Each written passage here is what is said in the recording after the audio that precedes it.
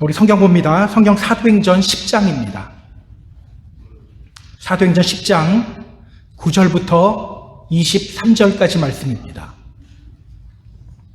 사도행전 10장 9절부터 23절까지 말씀. 자, 오늘 이 시간 우리가 한 목소리로 함께 읽을 부분은요, 9절부터 16절까지입니다. 자, 9절부터 16절까지 우리가 한 목소리로 읽습니다. 이튿날 그들이 길을 가다가 그 성에 가까이 갔을 그때에 베드로가 기도하려고 지붕에 올라가니 그 시각은 제6시더라. 그가 시장하여 먹고자 하매 사람들이 준비할 때에 황홀한 중에 하늘이 열리며 한 그릇이 내려오는 것을 보니 큰 보자기 같고 내 귀를 메어 땅에 들이웠더라. 그 안에는 땅에 있는 각종 네 발 가진 짐승과 기는 것과 공중에 나는 것들이 있더라. 또 소리가 있으되 베드로야 일어나 잡아먹어라 하거늘 베드로가 이르되 주여 그럴 수 없나이다. 속되고 깨끗하지 아니한 것을 내가 결코 먹지 아니하였나이다 한데 또 두 번째 소리가 있으되 하나님께서 깨끗하게 하신 것을 내가 속되다 하지 말라 하더라.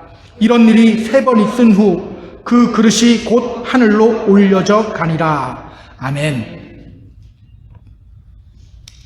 하나님이 고넬료를 선택하셨죠. 고넬료가 열심히 기도하고 정성을 보였기 때문에 하나님이 그를 선택하신 것이 아니죠.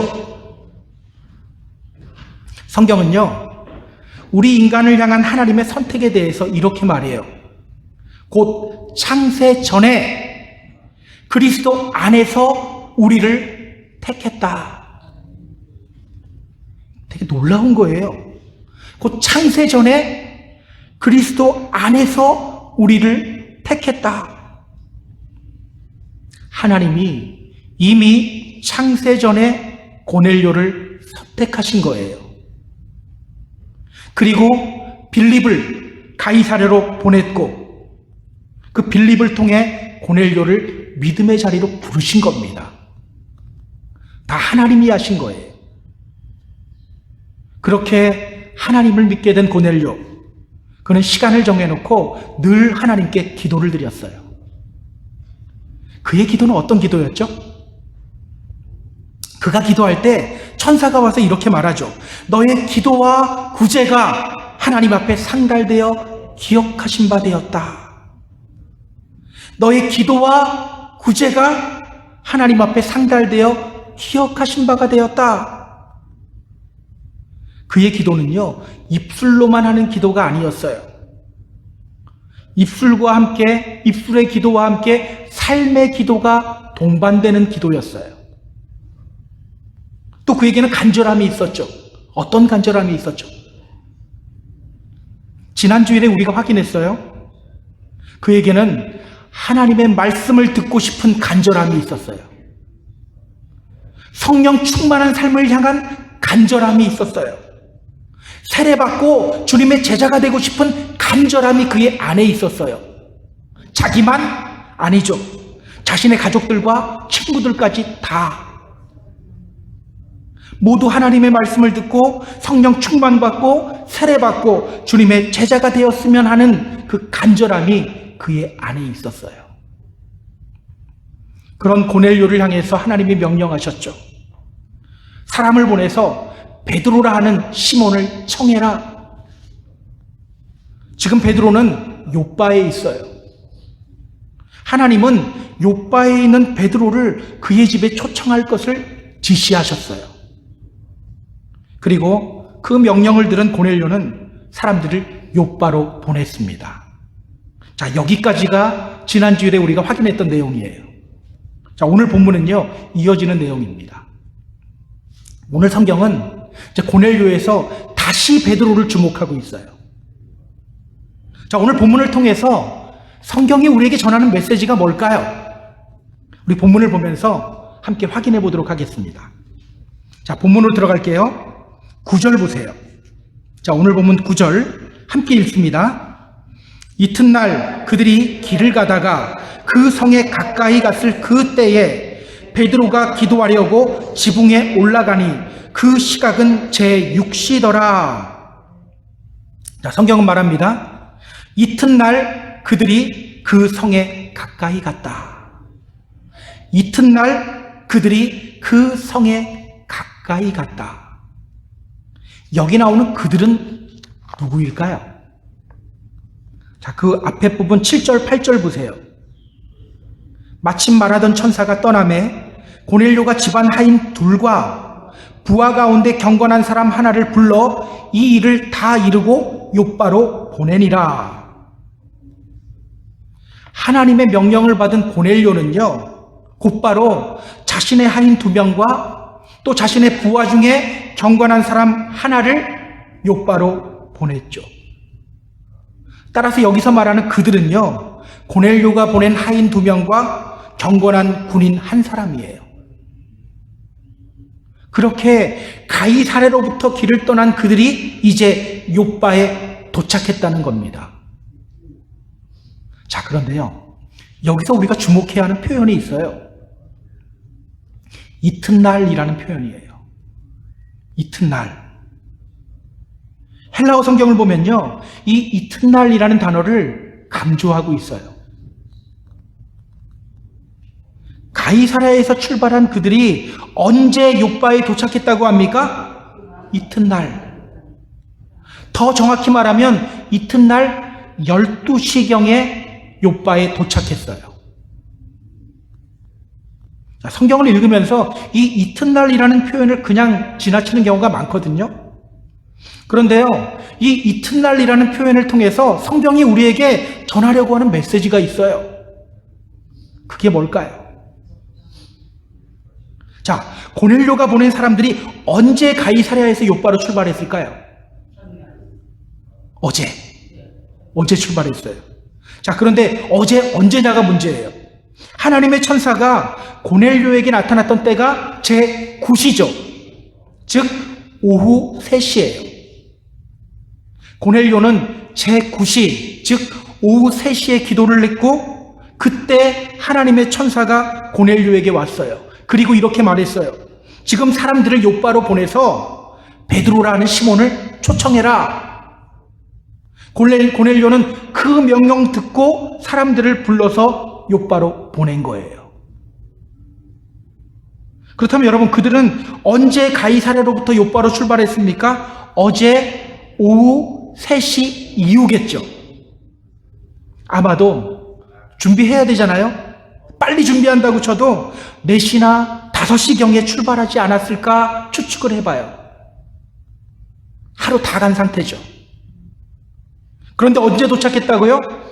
다음날 점심때 욥바에 도착한 거예요. 이게요, 비정상적으로 빨리 도착한 거예요. 가이사랴에서 욥바로 오려면 지난주에 지도본과 한번 생각해 보세요. 지중해 해안선을 따라서 남쪽으로 쭉 내려와야 합니다. 그런데요, 여기 거리가 만만치가 않아요. 보통 가이사랴에서 욥바로 오려면 이틀이 꼬박 걸려요. 자, 베드로가 욥바에서 가이사랴로 갈 때 며칠이 걸렸는지 우리 같이 좀 확인해 볼까요? 자, 24절 잠깐만 보세요. 23절. 23절 이렇게 말합니다. 베드로가 불러들여 유숙하게 하니라. 이튿날 일어나 그들과 함께 갈새 욥바에서 온 어떤 형제들도 함께 가니라. 자, 고넬료가 보낸 사람들을 만난 뒤에 베드로는요, 그 사람들을 재우고 다음날 아침에 일어나자마자 그 사람들과 함께 가이사랴로 출발했어요.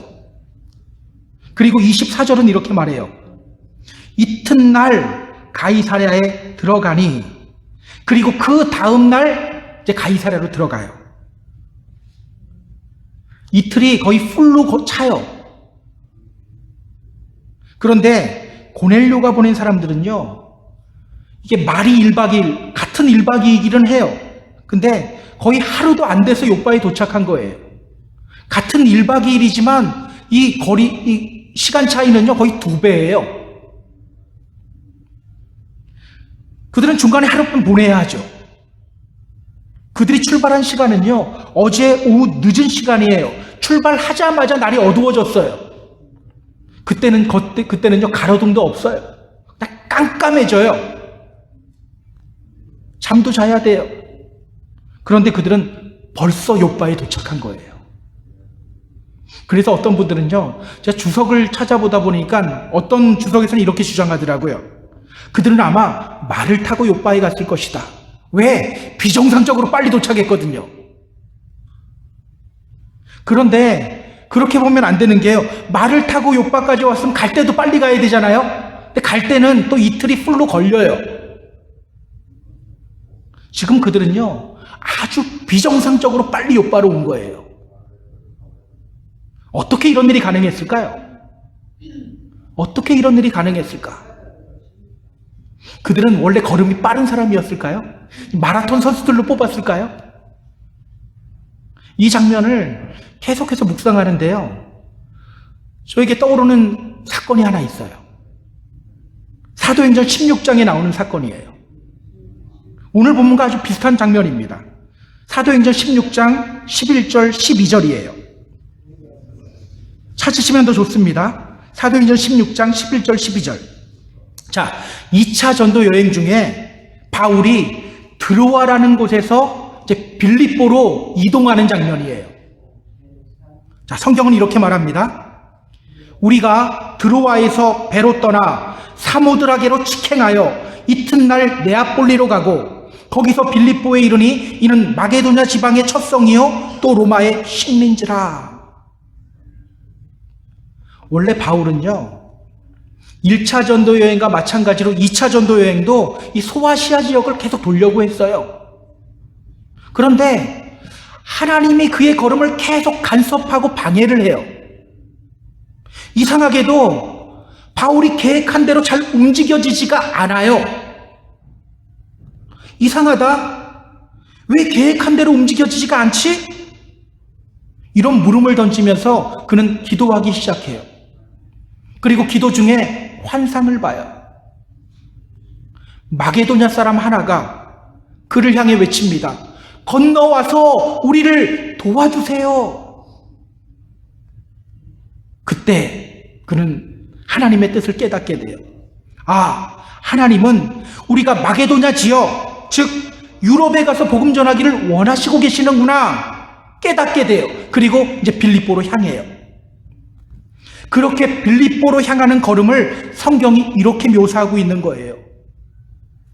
우리가 드로아에서 배로 떠나 사모드라게로 직행하고 이튿날 네아폴리로 가고 거기서 빌립보에 이르렀다. 드로아라는 곳에서 빌립보까지 가는데 이틀밖에 걸리지 않았다고 말하고 있어요. 사실 드로아에서 빌립보까지는요, 이틀 만에 갈 수 있는 거리가 아닙니다. 꽤 먼 거리예요. 사도행전 뒷부분을 보면요, 나중에 바울이 이 길을 거슬러 올라와요. 올라올 때 며칠 걸렸는지 아세요? 며칠 걸렸을까요? 5일 걸렸어요. 답도 이렇게 알려주는데 모르시면 어떡합니까? 5일, 제가 손바닥 편 걸로 하셨나요? 5일 걸려요. 5일. 그런데 이때는요, 이틀밖에 걸리지 않았대요. 어떻게 이런 일이 일어나게 됐을까요? 당시 배들은요, 도칠단 범선들이죠. 범선은요, 바람의 힘으로 움직여요. 어떻게 이렇게 빨리 빌립보에 도착하게 된 겁니까? 하나님이 바람을 불게 해서 그들이 탄 배가 빨리 움직일 수 있게 해주신 거예요. 빌립보에 한시라도 빨리 복음의 메시지가 들어가게 하기 위해서 하나님이 그들이 탄 배를 빨리 움직여 주신 거예요. 그렇다면 여러분, 오늘 이들이 가이사랴에서 욥바까지 이렇게 비정상적으로 빨리 도착하게 된 이유가 뭡니까? 단순히 이 사람들이 걸음이 아주 빨랐나 보다, 아니면 이 사람들이 말을 타고 왔나 보다, 그냥 이렇게 보면 안 돼요. 성경이 이 이튿날이라는 표현을 가장 앞으로 뺐을 때는요, 이걸 강조하기 위함이거든요. 이걸 통해서 뭔가를 말하려고 하는 거예요. 하나님이 그들의 걸음을 빠르게 하신 거예요. 빨리 복음이 땅끝까지 전해지기를 원하시는 하나님이 지금 그들의 걸음을 빠르게 하신 거예요. 그들을 피곤치 않게 만들어주신 거예요. 우리 하나님은 어떤 분이십니까? 너는 알지 못하느냐? 듣지 못하느냐? 영원하신 하나님 여호와 땅 끝까지 창조하신 이는 피곤하지 않으시며 곤비하지 않으시며 명철이 한이 없으시며 피곤한 자에게는 능력을 주시며 무능한 자에게는 힘을 더하신다. 여러분, 우리 하나님이 이런 분이세요. 피곤한 자들에게는 능력 주시는 분이세요. 무능한 자들에게 힘을 더하시는 분이세요. 하나님이 그들의 걸음을 피곤치 않게 만들어주신 거예요. 그렇다면 여러분, 이 이튿날이라는 단어를 통해서 성경이 우리에게 전하는 메시지가 뭘까요? 오늘 우리가 깨달아야 할 하나님의 마음이 있다는 겁니다. 오늘 우리가 깨달아야 할 하나님의 마음, 그게 뭘까요? 기억하세요. 우리 하나님은요, 한시라도 빨리 복음이 땅 끝까지 나아가기를 원하고 계셔요. 우리는요, 믿지 않는 영혼들을 향한 아버지 하나님의 마음을 깨달아야 돼요. 하나님을 거부하는 이 세상을 향한 아버지 하나님의 마음이 어떤지를 우리가 좀 알아야 돼요. 주님이 제자들에게 2차례나 말씀하셨죠. 아버지의 마음을 알기 때문이에요. 그러므로 너희는 가서 모든 민족을 제자로 삼아 아버지와 아들과 성령의 이름으로 세례를 베풀고 내가 너희에게 분부한 모든 것 가르쳐 지키게 하라. 볼지어다 내가 세상 끝날까지 너희와 항상 함께 있으리라. 또 말씀하셨죠. 오직 성령이 너희에게 임하시면 너희가 권능을 받고 예루살렘과 온 유대와 사마리아와 어디까지? 땅 끝까지 이르러 내 증인이 될 것이다. 저는 오늘 우리가 이러한 하나님의 마음을 깨닫게 되었으면 좋겠어요. 우리는 모든 사람을 구원하시기를 간절히 원하시는 아버지 하나님의 마음을 깨달아야 돼요. 우리가 부르는 찬양 중에 이런 찬양 가사가 있죠. 아버지, 당신의 마음이 있는 곳에 나의 마음이 있기를 원합니다. 아버지, 당신의 눈물이 고인 그곳에 나의 눈물이 고이기를 원합니다. 지금 우리 하나님 아버지의 마음은 어디를 향해 있습니까? 우리 주님은 지금 어디를 보며 눈물을 흘리고 있습니까? 이 찬양은 계속해서 이렇게 노래해요. 아버지, 당신이 바라보는 영혼에게 나의 두 눈이 향하길 원합니다. 당신이 울고 있는 이 어두운 땅에 나의 두 발이 향하길 원합니다. 기억하세요. 지금 하나님의 눈은 당신을 믿지 않는 사람들을 향해 있어요. 잃어버린 영혼들을 향해 있어요. 지금 당신을 거부하는 이 어두운 세상을 바라보며 지금 눈물을 흘리시고 계셔요. 우리 이런 하나님의 마음을 깨달아야 돼요. 이러한 하나님의 마음을 품고 빌립보로 갔을 때 바울은요, 실망하지 않아요. 포기하지 않아요. 그가 빌립보에 도착했을 때 사실요, 앞이 좀 깜깜했어요. 지금까지 바울은요, 회당에 들어가서 회당을 중심으로 예수 그리스도를 전했어요.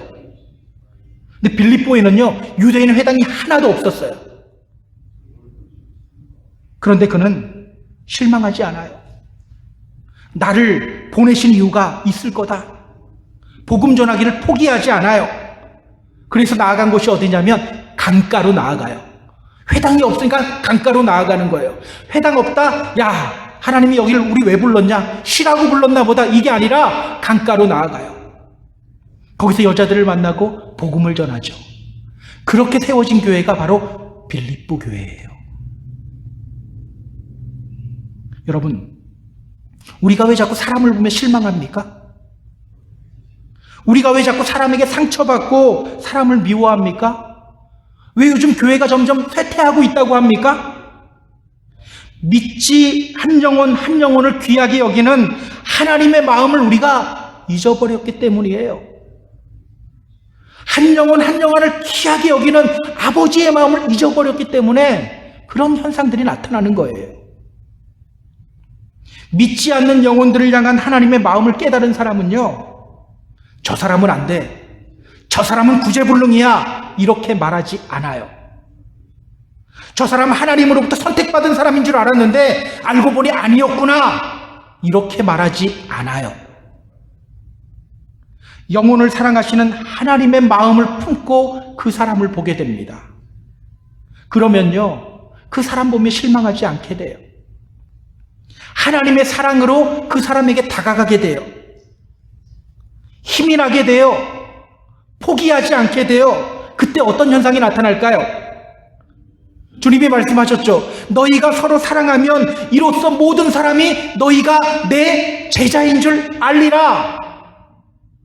그때 우리는요, 자연스럽게 주님의 증인이 되는 거예요. 다시 한번 주님의 이름으로 부탁드립니다. 한 영혼을 향한 하나님 아버지의 마음을 품고 이 믿음의 길 걸어가시는 저와 여러분 다 되었으면 좋겠어요. 자, 고넬료에게 베드로를 초청하라고 지시하신 후에 주님이 어떤 일을 하시는지 우리 좀 확인해 보겠습니다. 자, 오늘 주님은요, 베드로에게 오셔요. 지금 베드로는 무엇을 하고 있죠?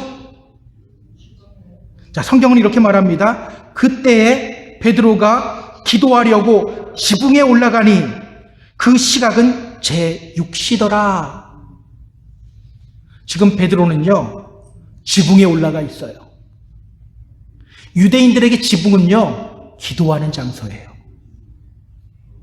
그래서 성경을 보면요, 지붕 위에서 기도하는 장면이 종종 나와요. 다윗이 밧세바를 범한 게 왜 그렇게 더 나쁜 건지 아세요? 지붕 위에서 뭐 한 거예요? 기도하는 자리에서 뭐 한 거예요? 남 훔쳐보고 있었던 거예요. 그래서 그 행위가 정말 나쁜 거예요. 또 마태복음 24장 17절을 보면요, 주님이 마지막 때에 믿음의 성도들이 어떤 삶을 살아가야 하는지를 알려주시면서 이렇게 말씀하셔요. 지붕 위에 있는 자는 집 안에 있는 물건을 가지려 내려가지 말라. 지붕에 있는 자는 집 안에 있는 물건 가지러 내려가지 말라. 이 말이 무슨 뜻입니까? 마지막 때일수록 기도에 집중하라는 말이에요. 기도하기를 멈추지 말라는 말이에요. 기도하다가 나 무슨 물건 잊어버렸지, 가지러 가지 말라는 거예요. 지금 베드로는요, 지붕 위에 올라가서 기도하고 있어요. 이때가 몇 시입니까? 6시. 6시면 몇 시? 낮 12시. 유대인들은 언제 기도한다고요? 그냥 369 하면 됩니다. 369. 6시죠. 그들이 시간을 정해놓고 기도하는 시간이죠. 그렇게 시간을 정해놓고 열심히 기도하는 그 시간에 주님이 베드로에게 오셨어요. 그리고 그에게 환상을 보여주십니다.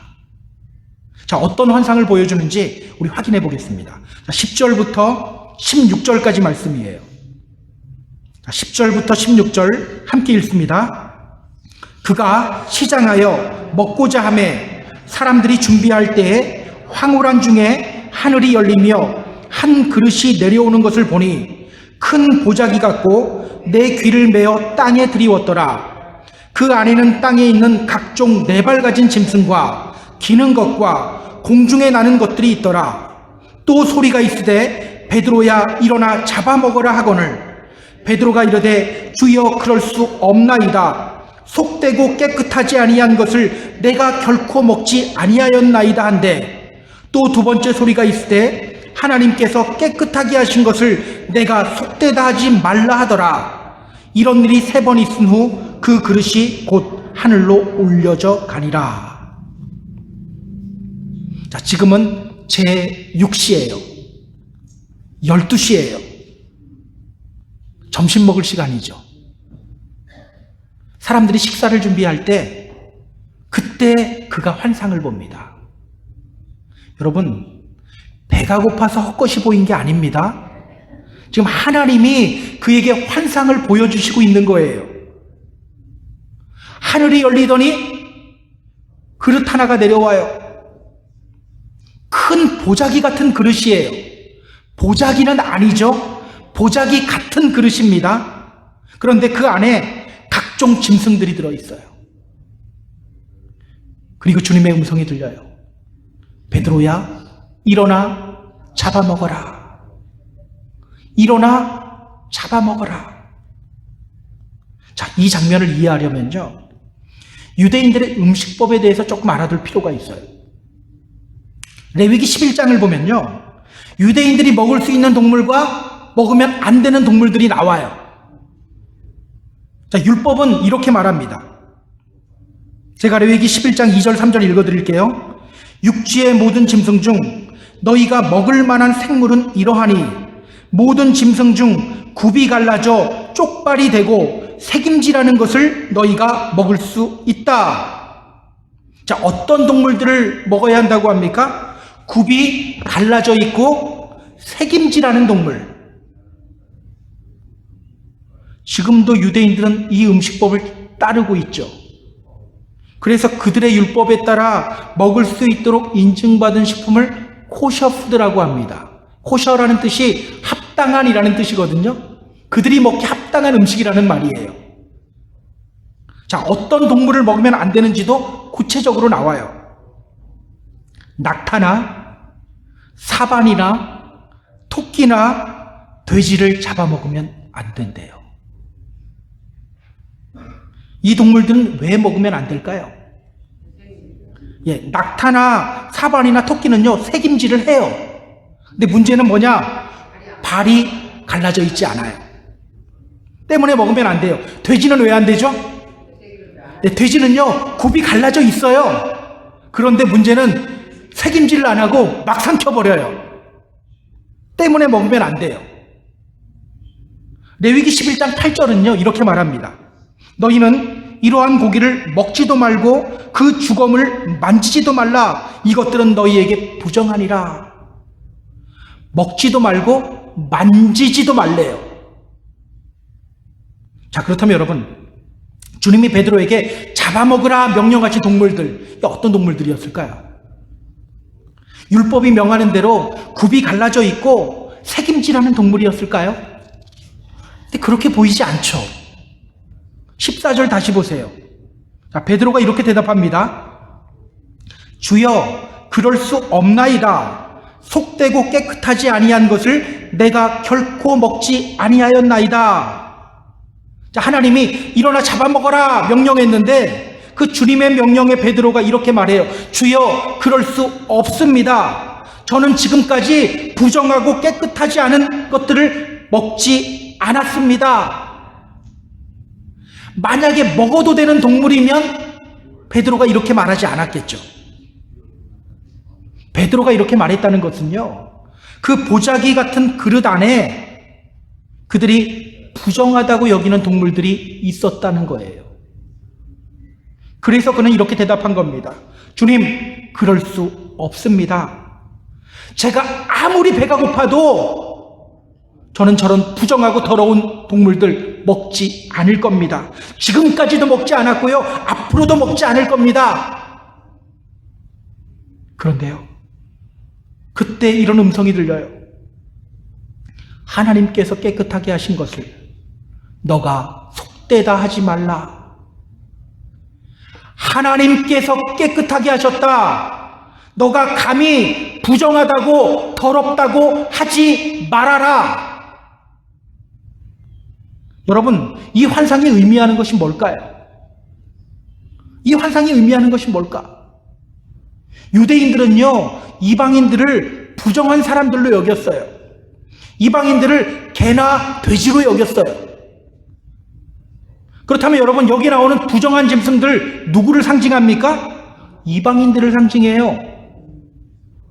하나님이 베드로에게 말씀하고 계시는 거예요. 내가 이방인들도 깨끗하게 했다. 그러니 너는 부정하다고 하지 말아라. 더럽다고 하지 말아라. 지금 예루살렘 교회는요, 복음을 이방인들에게 전할 생각을 아직 하지 못하고 있어요. 주님은요, 복음이 땅끝까지 나아가야 한다고 말씀하셨죠. 그런데 그들은 복음을 이방인들에게 전할 생각을 하지 못하고 있어요.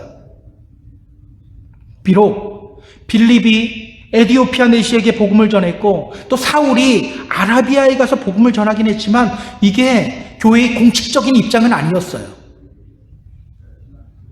그들은 여전히 이방인들을 부정한 사람 취급했습니다. 때문에 주님은요, 교회의 지도자인 베드로를 설득하기 위해서 이 환상을 보여주신 거예요. 사실 빌립 보내도 되거든요. 근데 빌립 보내면 개인적인 구원에서 끝나요. 베드로를 보내야 되는 거예요. 여러분, 하나님이 이스라엘을 선택하신 이유가 뭡니까? 그냥 예뻐서 선택했을까요? 하나님은요, 이사야 선지자를 통해서 이렇게 말씀하셨어요. 이사야 49장 6절에 나옵니다. 내가 너를 이방의 빛으로 삼아 나의 구원을 베풀어서 땅 끝까지 이르게 하리라. 내가 너를 이방의 빛으로 삼아 나의 구원을 베풀어서 땅 끝까지 이르게 하리라. 하나님이 이스라엘을 선택하신 이유는요, 편애 때문이 아니에요.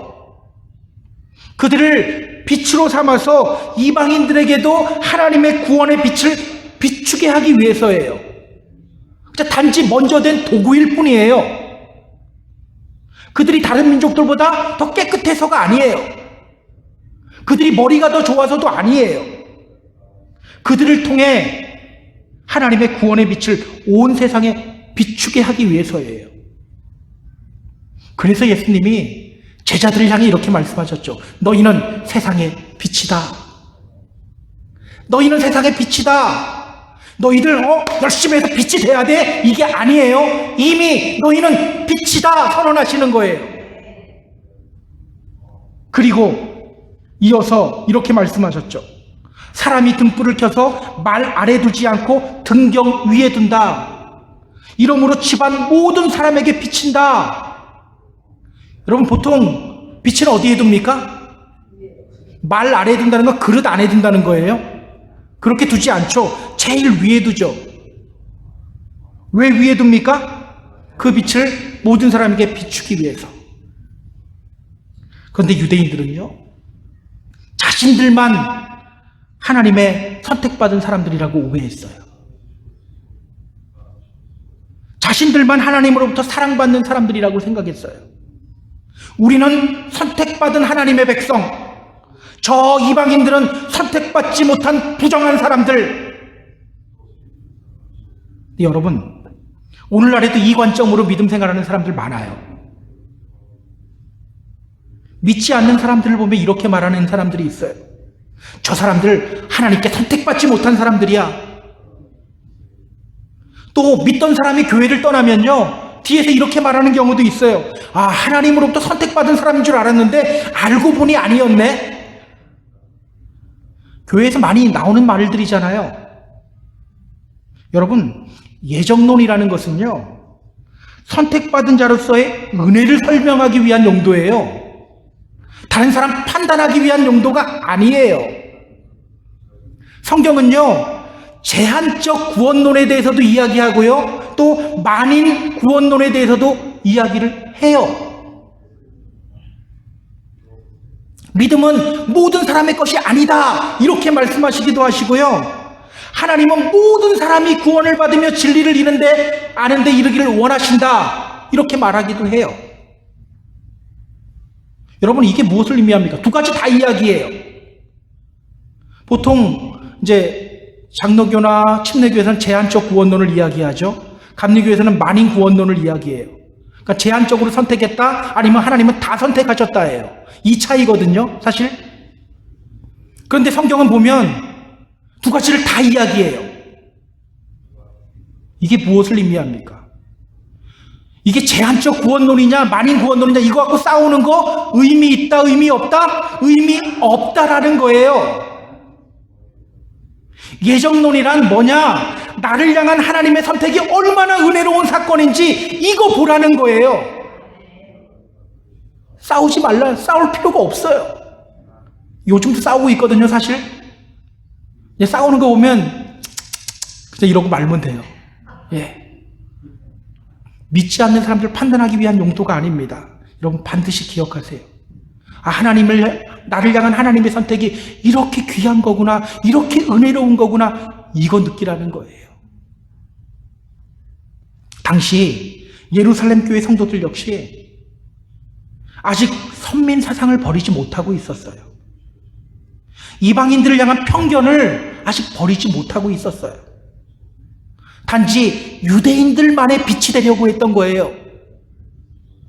이방 사람들을 부정한 사람들로 여기고 유대인들에게만 복음 전하려고 했던 거예요. 그러고 보면요, 성령 받았다고 한 번에 다 변화되는 건 아니에요. 분명히 주님은 땅 끝까지 이르러 내 증인 될 거라고 했는데, 이들은요 성령 받았다고 좋아했는데 지금 땅 끝으로 나갈 생각조차를 안 하고 있어요. 그렇다면 여러분, 하나님이 베드로에게 이 환상을 보여준 이유가 뭡니까? 이방인들을 향한 하나님의 마음이 어떤지를 알려주고 지금 베드로를 설득하기 위해서 이 환상을 보여주신 거예요. 지금 하나님은요, 고넬료를 부른 뒤에 베드로를 초청하라고 명령하시고, 또 고넬료가 보낸 사람들이 베드로에게 오는 동안 또 베드로에게 환상을 보여주시며 설득하고 계시는 거예요. 몇 번 설득하셨죠? 몇 번? 또 손가락 보여줘야 되나요? 몇 번 설득했죠? 3번. 16절 이렇게 말하죠. 이런 일이 3번 있은 후 그 그릇이 곧 하늘로 올려져 가니라. 주님, 절대로 먹을 수 없습니다. 속되고 깨끗하지 않은 것 제가 결코 먹지 않을 겁니다. 이렇게 말하는 베드로를 하나님은요 3번 설득하셔요. 3번 설득했다. 떠오르는 장면이 있지 않습니까? 오버랩되는 장면이 있지 않나요? 예수님이 제자들을 부르시면서 이렇게 말씀하셨어요. 내가 너희로 사람을 낳는 어부가 되게 하겠다. 근데 베드로는요, 부활하신 주님을 만나고 정신 못 차려요. 그 말씀 잊어버리고, 야, 나는 그냥 물고기나 잡으러 가련다. 그러고 그냥 물고기 잡이 하러 가요. 예전의 삶으로 돌아가요. 그때 주님이 그에게 오셨죠. 그에게 물으셨어요. 요한의 아들 시몬아, 너가 나를 사랑하느냐? 내 양을 먹이라. 요한의 아들 시몬아, 너가 나를 사랑하느냐? 내 양을 쳐라. 요한의 아들 시몬아, 너가 나를 사랑하느냐? 내 양을 먹이라. 3번이나 질문을 던지시며 그를 설득했어요. 3번이나 질문을 던지시며 물고기 잡는 어부가 아닌 다시 사람을 낚는 어부의 자리로 그를 초대했어요. 그와 마찬가지로 오늘 주님은 고집 부리고 있는 베드로에게 오셔서 3번이나 말씀하시며 그를 설득하고 계시는 거예요. 자, 베드로는 설득을 당할까요? 예, 설득 당해요. 자, 17절부터 23절까지 말씀입니다. 자, 17절서부터 23절, 아까 우리가 읽지 않았었죠? 같이 읽습니다. 베드로가 본 바 환상이 무슨 뜻인지 속으로 의아해 하더니 마침 고넬료가 보낸 사람들이 시몬의 집을 찾아 문 밖에 서서 불러 묻되 베드로라는 시몬이 여기 유숙하느냐 하거늘, 베드로가 그 환상에 대하여 생각할 때에 성령께서 그에게 말씀하시되 2 사람이 너를 찾으니 일어나 내려가 의심하지 말고 함께 가라. 내가 그들을 보내었느니라 하시니, 베드로가 내려가 그 사람들을 보고 이르되 내가 곧 너희가 찾는 사람인데 너희가 무슨 일로 왔느냐? 그들이 대답하되 백부장 고넬료는 의인이요 하나님을 경외하는 사람이라 유대 온 족속이 칭찬하더니 그가 거룩한 천사의 지시를 받아 당신을 그 집으로 청하여 말을 들으려 하느니라 한데, 베드로가 불러들어 유숙하게 하니라. 이튿날 일어나 그들과 함께 갈새 요바에서 온 어떤 형제들도 함께 가니라. 아멘. 제가 성경은 길어도 가능한 한 다 읽으려고 해요. 왜냐면요, 목사가 전하는 메시지보다 사실 성경만 읽고 끝내도 되거든요.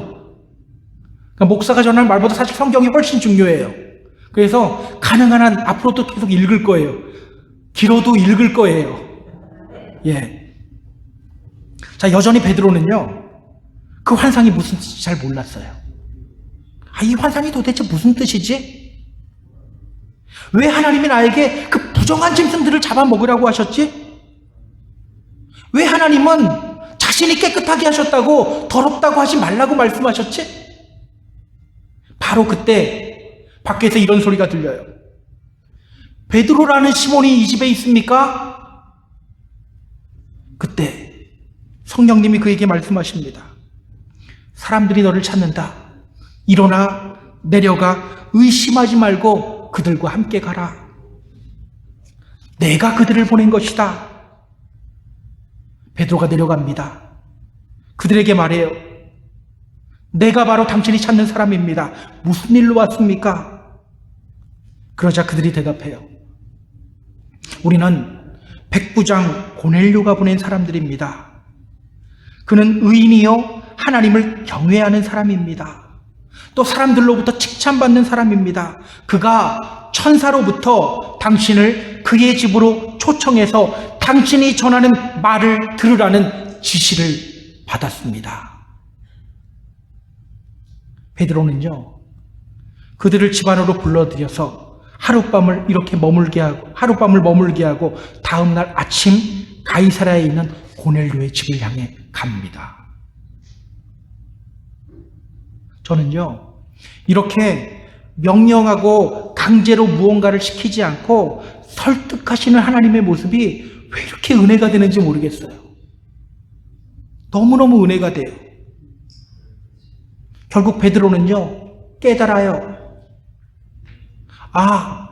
잡아먹으라는 하나님의 명령은 이방인들에게도 복음 전해야 한다는 명령이구나. 주님의 뜻은 이방인들에게도 복음을 전하는 것이었구나. 우리가 다음 주일에 더 자세하게 확인하게 될 텐데요. 사도행전 10장 34절, 35절 보면 그가 이렇게 고백해요.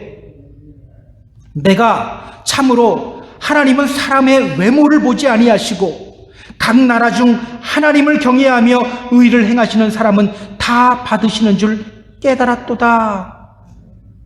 깨닫게 되죠.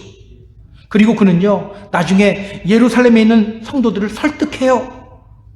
그리고 예루살렘 교회의 성도들 역시 하나님께 영광을 돌리며 이렇게 고백하게 돼요.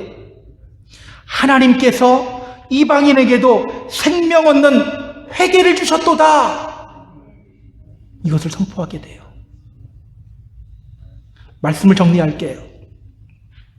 우리 사랑하는 펜사콜라 한인교회 성도 여러분, 저는 오늘 설득하시는 하나님, 그리고 그 하나님께 순종하는 이 베드로의 모습이 우리에게 도전이 되었으면 좋겠어요. 우리 하나님은 설득하시는 하나님이세요. 우리 주님은 지금 이 시간에도 끊임없이 우리를 설득하시며 우리를 옳은 길로 인도하십니다. 우리에게 아버지의 마음이 뭔지를 알려주고 계셔요. 이 시간에도 끊임없이 지금 우리를 설득하고 계십니다. 우리를 사랑하시기 때문에 설득하시는 거예요. 저는 오늘 우리가 하나님께 설득당하는 삶을 살아갔으면 좋겠습니다. 성령님의 음성 들으며 성령님께 설득당하고 순종하는 삶을 살아가는 저와 여러분 다 되었으면 좋겠어요. 그렇게 주님의 기쁨이 되고 또 믿음의 승리를 이루시는 저와 여러분 다 되기를 주님의 이름으로 축복합니다. 축복합니다.